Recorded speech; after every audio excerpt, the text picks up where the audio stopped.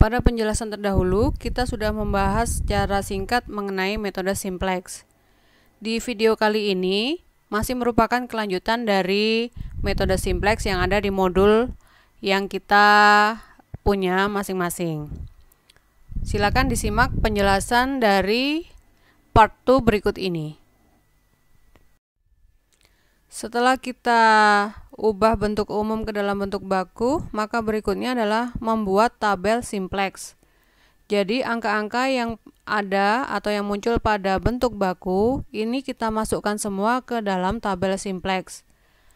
Nah, di dalam tabel simplex ini juga langkah pertamanya adalah memeriksa apakah tabel tersebut layak atau tidak untuk dianalisis atau dilakukan perhitungan berikutnya. Nah, kelayakan tabel simplex ini dilihat dari kolom solusi atau nilai kanan. Jika di kolom tersebut ada angka yang bernilai negatif, maka tabel tersebut tidak layak sehingga tidak dapat diteruskan untuk mencari solusi optimum. Ini tabel awal simplex. Jadi di sini angka-angka pada tabel awal simplex ini merupakan koefisien dari variabel-variabel yang ada pada bentuk baku pada slide sebelumnya. Contoh, untuk baris Z tadi ada min 8x1, maka ditulis min 8 untuk x1, kemudian min 9 untuk x2, min 4 untuk x3, kemudian 0 untuk S1, S2, dan S3. Kemudian kolom berikutnya adalah NK atau nilai kanan atau tadi yang dikatakan dengan solusi. Jadi untuk baris Z ini tadi ruas kanannya juga mengandung angka 0. Maka kita tuliskan 0 pada kolom NK untuk baris Z. Demikian pula untuk baris kendala pertama, kendala kedua, dan kendala ketiga, di mana variabel ini adalah variabel slack S1, S2, dan S3. Koefisien yang ada di tabel awal simplex ini juga merupakan koefisien dari bentuk baku. Jadi seperti ini, misal pada kendala pertama untuk X1 adalah 1, untuk X2 adalah 1, kemudian untuk X3 adalah 2, untuk S1 atau slack 1 tadi ditulis dengan koefisien 1. Tetapi untuk slack 2 dan slack 3 dituliskan 0 karena memang pada baris kendala pertama itu tidak ada variabel slack 2 dan slack 3. Kemudian untuk ruas kanan kita tulis angka 2. Lalu demikian pula untuk S2 dan S3. Nah, tadi langkah pertama adalah mengecek apakah tabel ini layak atau tidak untuk dilanjutkan. Caranya, kita melihat kolom nilai kanan. Kita periksa dari kolom nilai kanan ini atau kolom solusi, apakah ada yang bernilai negatif atau tidak. Seandainya ada baris yang bernilai negatif pada kolom nilai kanan, maka tabel tersebut tidak perlu dilanjutkan untuk analisis berikutnya. Nah, karena kasus ini kita lihat kolom nilai kanan ini tidak ada yang bernilai negatif, maka kita simpulkan bahwa tabel ini layak untuk dilanjutkan tahap berikutnya. Langkah berikutnya adalah menentukan kolom pivot. Pada tabel awal simplex atau pada slide sebelumnya, kita harus melihat pada baris Z dan juga melihat fungsi tujuan dari sebuah permasalahan yang dihadapi. Misalkan fungsi tujuannya adalah maksimumkan nilai Z, maka kita harus mencari nilai yang paling negatif pada baris Z. Tetapi kalau fungsi tujuannya adalah minimumkan nilai Z, maka yang kita lihat adalah koefisien positif yang paling besar pada baris Z. Nah, kolom ini tadi atau kolom pivot ini nanti ditandai dengan mendapatkan variabel masuk. Seandainya saat melihat nilai negatif pada fungsi masing-masing pada baris Z itu mengandung dua nilai yang sama, misalkan X1-nya negatif 10, kemudian X3-nya juga negatif 10, maka kita pilih salah satu dari X1 ataupun X3 sebagai kolom pivot. Demikian pula untuk fungsi tujuan minimasi. Seandainya ada dua variabel yang bernilai positif sama, misalkan X1 positif 10, kemudian X3 juga positif 10 pada baris Z, maka kita pilih salah satu sebagai kolom pivot. Di sini kita lihat bersama bahwa pada baris Z nilainya negatif 8, negatif 9, dan negatif 4, serta 0. Nah, karena tadi kita fungsi tujuannya adalah maksimumkan nilai Z, maka syaratnya adalah mencari nilai yang paling negatif pada baris Z. Di sini kita lihat nilai negatif yang paling negatif adalah negatif 9. Posisinya ada di kolom X2. Sehingga kolom X2 ini dikatakan sebagai kolom pivot. Dan X2 merupakan variabel masuk. Langkah berikutnya adalah menentukan baris pivot. Baris pivot di sini diperoleh dengan cara menghitung nilai rasio antara kolom nilai kanan dengan angka-angka yang ada pada kolom pivot. Jikalau ada yang bernilai negatif atau 0 pada kolom pivot, maka kita tidak perlu melakukan perhitungan rasio. Baris pivot ditentukan dengan melihat nilai rasio yang paling kecil. Sehingga baris pivot tersebut kita tandai dan kita dapatkan yang namanya variabel keluar. Jikalau nanti ternyata ada nilai rasio yang memiliki angka yang sama, maka kita bisa pilih salah satu dari variabel tersebut. Kita lihat bersama pada tabel berikut ini. Tadi kita sudah dapatkan untuk kolom X2 merupakan kolom pivot. Maka langkah berikutnya adalah menentukan baris pivot. Kita harus menghitung nilai rasio untuk baris-baris yang ada pada tabel ini. Kita lihat pada baris Z, kenapa dia tidak ada nilai rasionya? Karena tadi kita katakan bahwa jikalau angka-angka pada kolom pivot ini ada yang bernilai negatif atau 0, maka kita tidak perlu menghitung nilai rasio. Kemudian kita lihat baris berikutnya yaitu baris S1. Nilai rasionya diperoleh 2. Ini diperoleh dari angka 2 yang ada pada kolom nilai kanan dibagi dengan 1 angka yang muncul di kolom pivot baris S1. Kemudian yang baris S2 juga demikian, diperoleh angka 1 karena 3 dibagi 3. Lalu baris S3 diperoleh nilai rasionya 8 bagi 6. Di sini diperoleh karena 8 dibagi 6. Nah, dari 3 angka ini, 2, 1, dan 8/6, kita lihat yang paling kecil ternyata rasionya adalah 1. Posisinya ada di baris S2. Sehingga di sini baris S2 dikatakan sebagai baris pivot.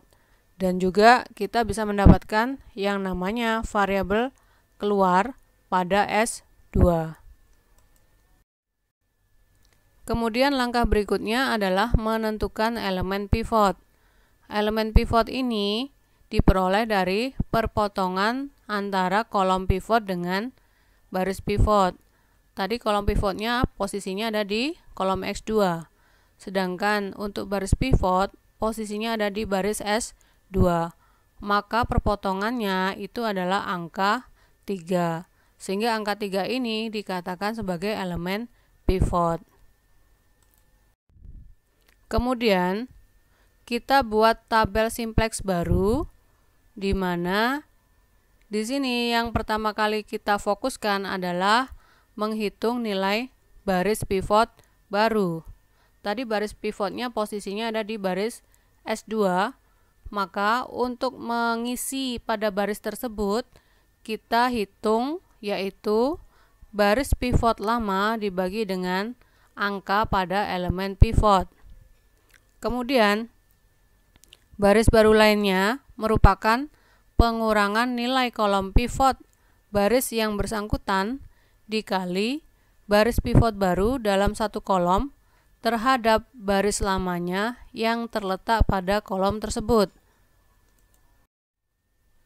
Kita lihat di tabel ini, tadi kita dapatkan baris S2 merupakan baris pivot di mana merupakan variabel keluar, sehingga pada tabel ini sekarang kita tidak lagi menuliskan S2 tetapi kita tuliskan X2 karena X2 merupakan variabel masuk. Nah, kemudian kita lihat pada baris X2 diperolehnya dengan cara angka-angka pada baris pivot atau pada tabel sebelumnya dibagi dengan angka elemen pivot. Contoh, elemen pivot tadi kita peroleh dengan angka 3. Sehingga pada baris X2 angka-angkanya ini nanti kita bagi semua dengan angka 3. Misal, untuk kolom X1 yaitu 2 bagi 3. Kemudian kolom X2 3 bagi 3, kolom X3 4 bagi 3 dan seterusnya sampai dengan kolom NK atau solusi yaitu 3 bagi 3 sama dengan 1. Setelah kita isi baris X2, maka kita fokus ke baris lainnya, misalkan baris Z. Jadi baris Z di sini diperoleh dengan cara pengurangan angka pada baris Z sebelumnya dikurangi dengan perkalian dari angka pada kolom pivot dikali dengan angka baru atau angka yang ada pada baris pivot baru.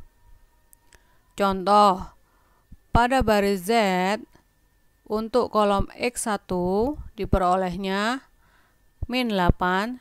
Min 8 ini angka pada tabel sebelumnya dikurangi dengan min 9. Min 9 ini merupakan angka pada kolom pivot pada tabel awal dikali dengan 2/3. 2/3 ini angka baru pada baris pivot baru sehingga diperoleh min 2. Demikian pula untuk X2.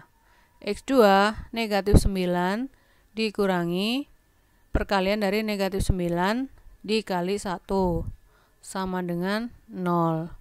Demikian pula seterusnya sampai dengan kolom NK atau kolom solusi, yaitu misal 0 dikurangi dengan perkalian negatif 9 dikali 1 sehingga hasilnya 9. Ini semua untuk baris Z. Kemudian baris berikutnya adalah baris S1. Caranya juga sama, yaitu angka-angka yang ada pada tabel lama untuk baris S1 dikurangi dengan angka yang ada pada kolom pivot pada tabel lama dikali dengan baris pivot baru, angka-angka yang ada pada baris pivot baru. Contoh, untuk baris S1 kolom X1 diperolehnya 1 dikurangi 1 dikali 2/3 sehingga menghasilkan 1/3. Kemudian untuk X2, kolom X2 1 dikurangi 1 dikali 1 sama dengan 0. Demikian pula seterusnya sampai dengan kolom NK. Lalu baris berikutnya kita fokusnya ke baris S3. Sama juga, yaitu pengurangan angka pada tabel awal untuk baris S3 dikurangi dengan angka pada kolom pivot dikali angka pada baris pivot baru. Jadi untuk kolom X1 di sini 7 dikurangi 6 dikali 2/3 sama dengan 3. Kemudian sama juga untuk kolom X2, yaitu 6 dikurangi 6 dikali 1 sama dengan 0. Demikian pula seterusnya sampai dengan kolom NK. Nih, kemudian pada tabel ini kita sudah isi semua lengkap. Lalu langkah berikutnya adalah melihat atau cek apakah sudah optimum atau belum. Untuk melihat tabelnya sudah optimum atau belum, kita harus melihat fungsi tujuannya terlebih dahulu. Seandainya fungsi tujuannya adalah maksimumkan nilai Z, maka di tabel tersebut pada baris Z itu harus bernilai 0 atau positif semua. Sedangkan kalau misalkan fungsi tujuannya adalah minimumkan nilai Z, maka pada baris Z itu harus bernilai 0 atau negatif semua. Jikalau ternyata masih belum memenuhi syarat, berarti dikatakan belum optimum dan harus melakukan perhitungan-perhitungan seperti pada langkah-langkah sebelumnya. Pada kasus ini tadi, kita fungsi tujuannya adalah maksimumkan nilai Z. Berarti kita fokus di baris Z untuk melihat apakah sudah optimum atau belum tabel ini. Kita lihat pada baris Z ternyata masih ada satu variabel, yaitu kolom X1 bernilai negatif. Sehingga di sini kita harus melakukan perhitungan-perhitungan kembali seperti yang kita pernah lakukan pada tahap-tahap sebelumnya. Gimana pada penjelasan kali ini?